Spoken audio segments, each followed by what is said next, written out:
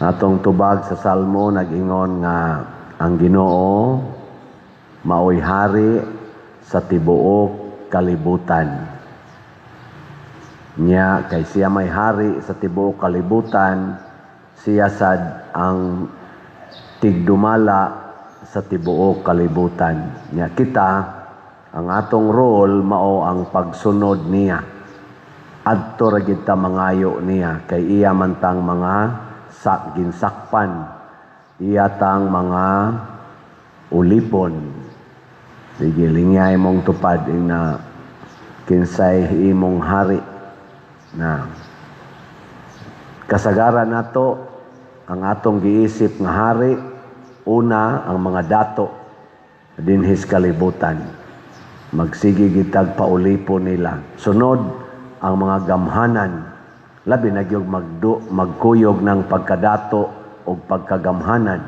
Kanabang nagkupot o mga dagkong katungdanan sa atong gobyerno o sa simbahan. Nya ikatulo, ang mga sikat.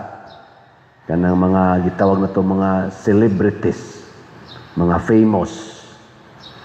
Nya kasagaran, og musikat ka, mahimo sa kang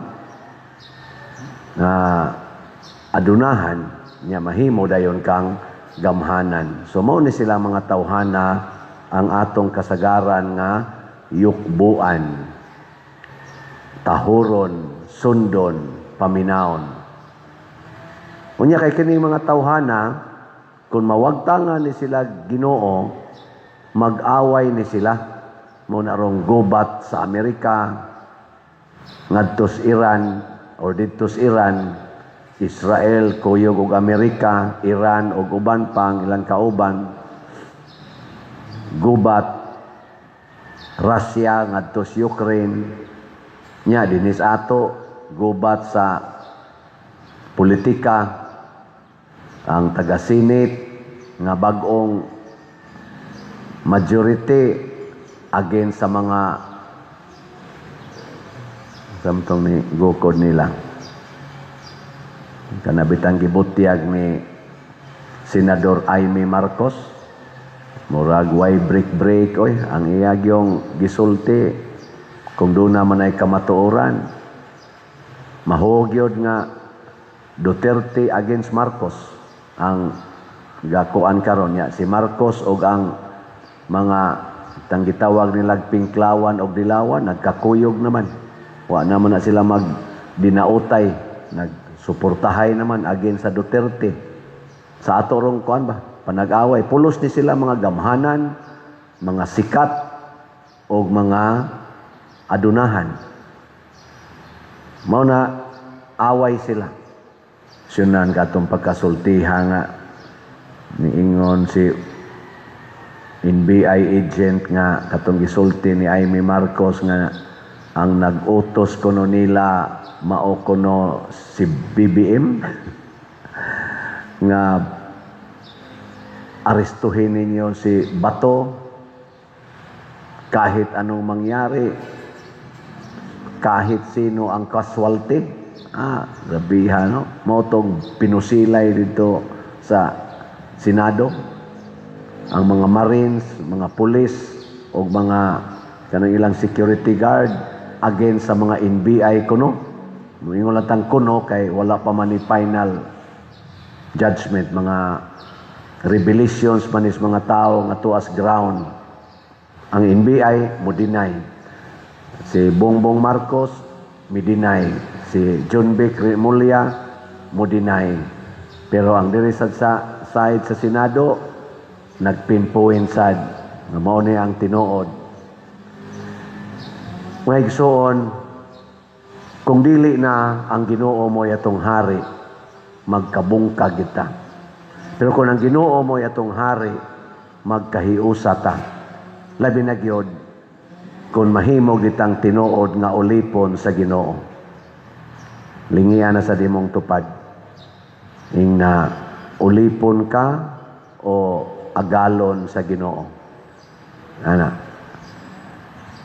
Diri sa unang pagbasa, lakaw sila Pablo.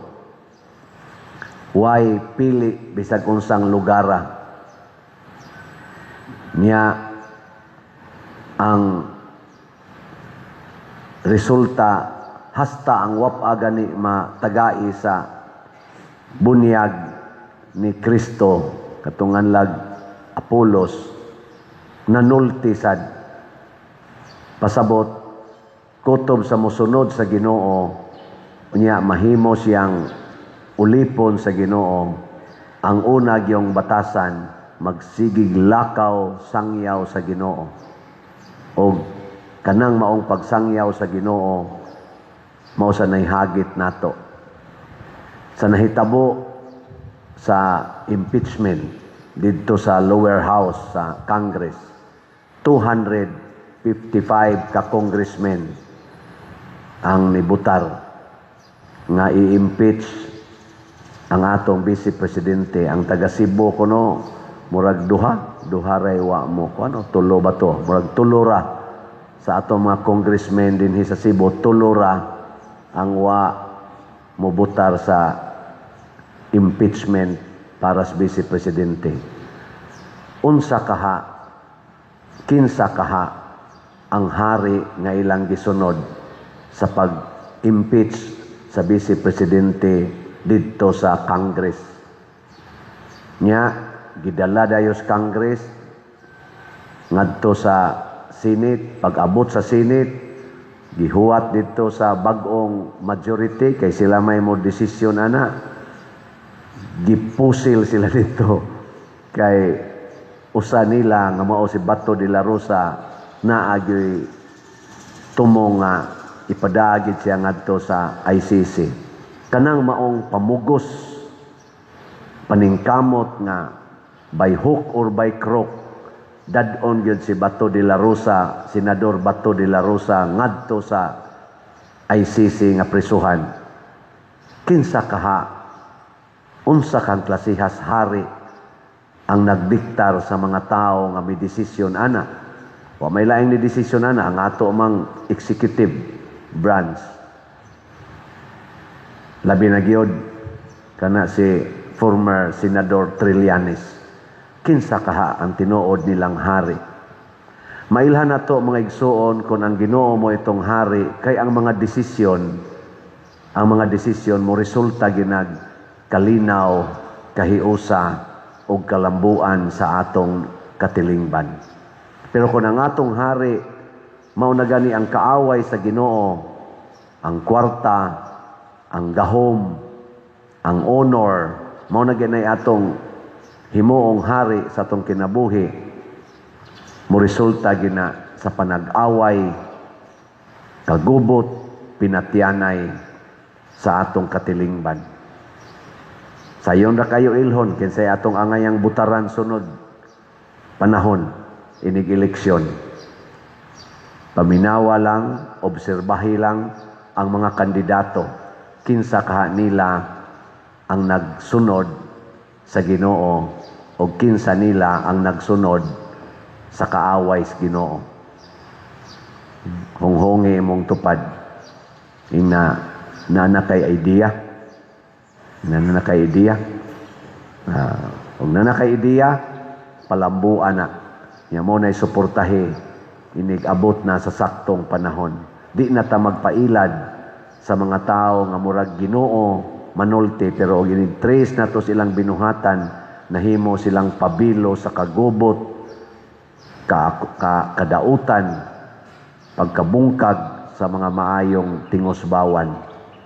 Kining nangawa na to rong kwarta nga trillions, kining atong drugas karon nga mikuyanap na sad, krimen nga ni grabe, injustisya nga wa nay ang atong balaod sa Pilipinas, wa na kayo respetuhe, nagsigi na lang tag duko, magpadiktar na taning ICC nga di man gani na siya authority sa atong nasod kay nibiya naman ta diha matud pas mga lawyers, di naman ta members or member ana nila.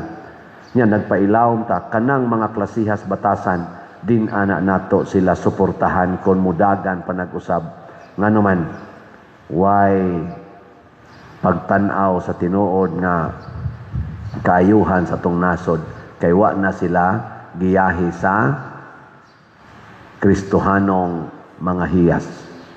Gugma. Matod pa ni Kristo sa ato ebanghelyo, moabot ang panahon nga mangayo na mog diretso sa akong amahan. Di na pinaagi nga ako gyud mangayo. Diretso na lang mog pangayo sa akong ngalan, nganuman kay nahigugma man mo nako. Kay ang nahigugma nako, tagaan gid na sa amahan, higugmaon sad na sa amahan. Manindog ta.